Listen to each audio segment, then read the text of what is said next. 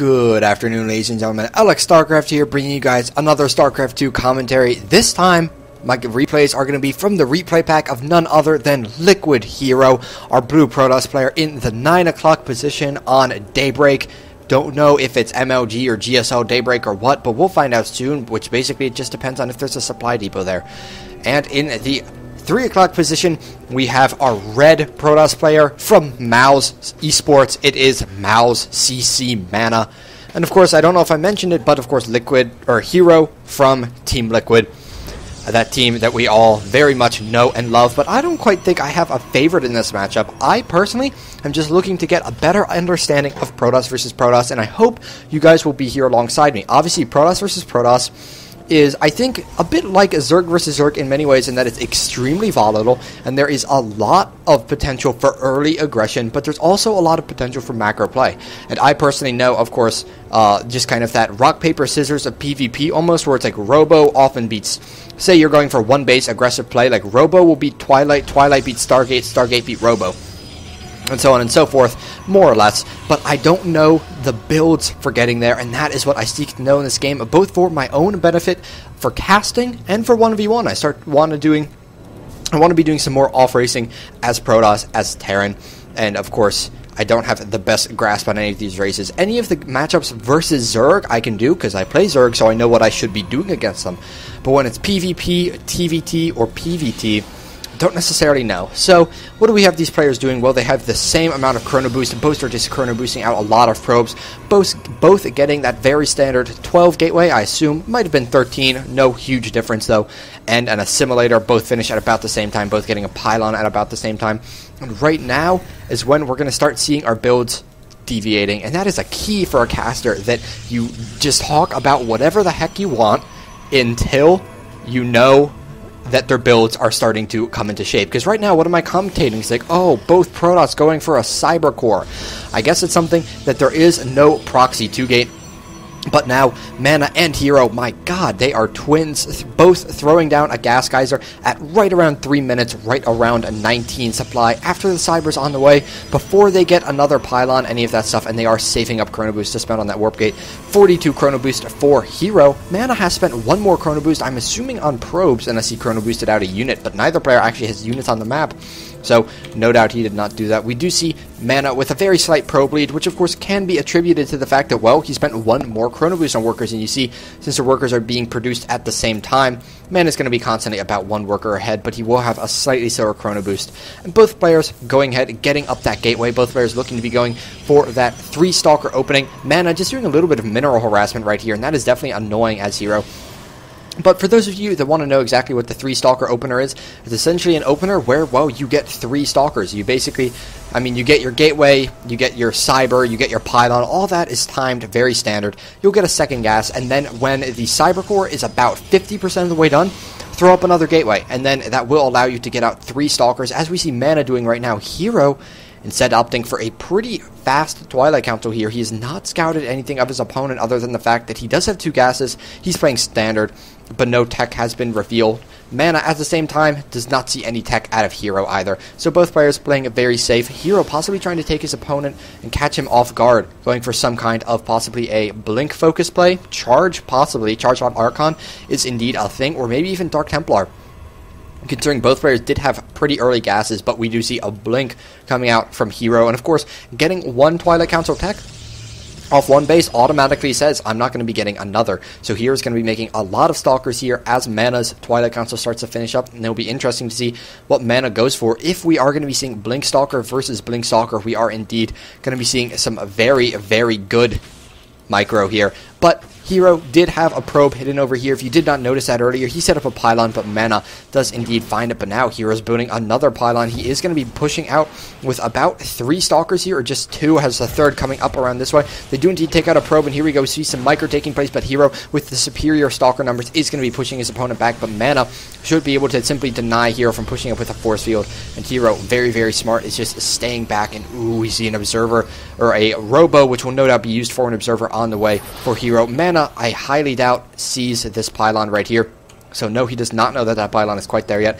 I apologize in advance if my mouse control is a little bit off, if my scrolling is off. I'm trying to get used to scrolling with the center mouse wheel instead of doing this whole thing.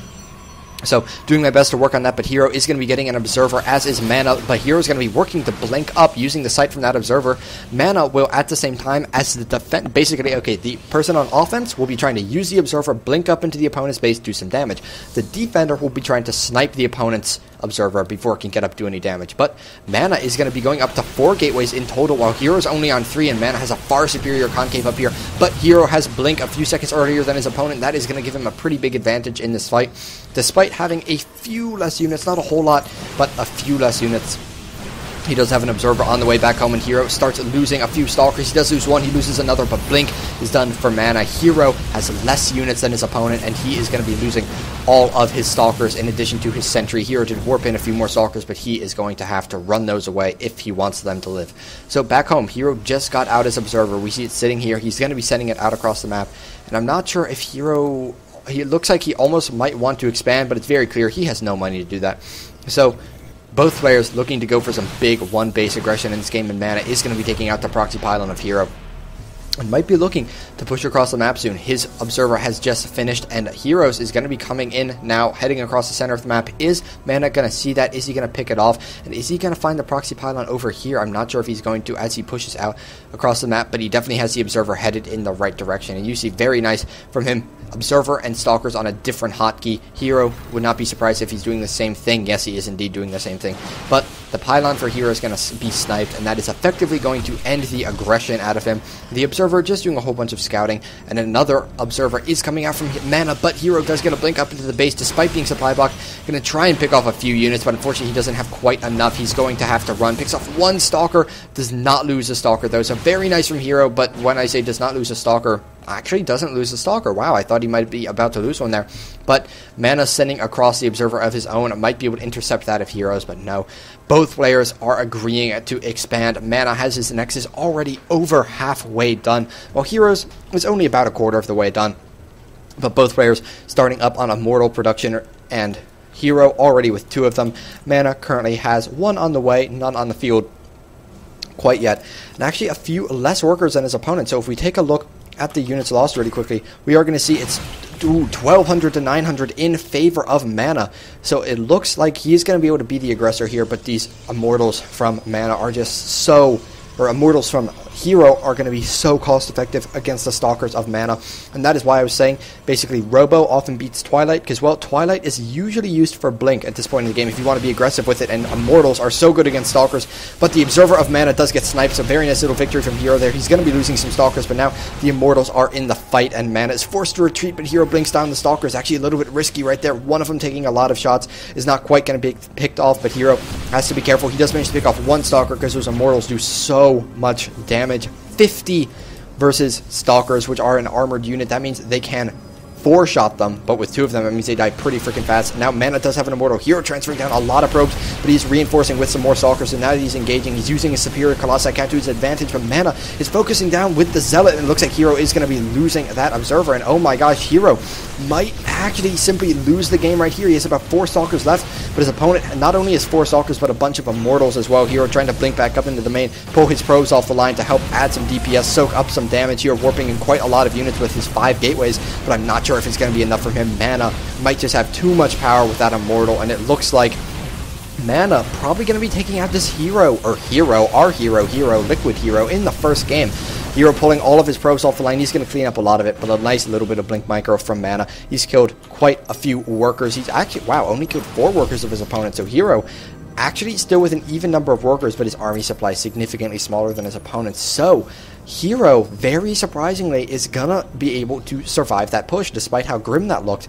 But my god, look at the reinforcements coming across the map. There is just a line of Stalkers headed out here, and they are all out for Hero's blood. Mana is setting up a proxy pylon so he can reinforce quickly.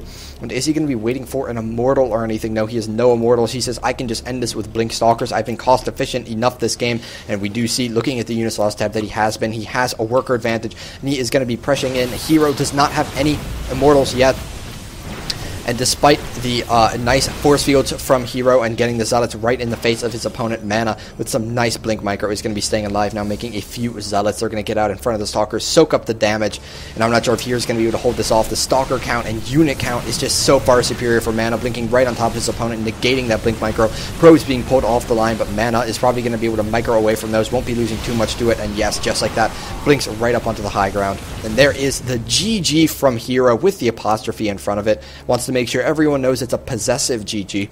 So that was the first game from the series, ladies and gentlemen. This was from the DreamHack Summer 2012 tournament, and I'll be bringing you guys the remaining 2 games in this series in just a minute. So stay tuned and have a wonderful afternoon, guys.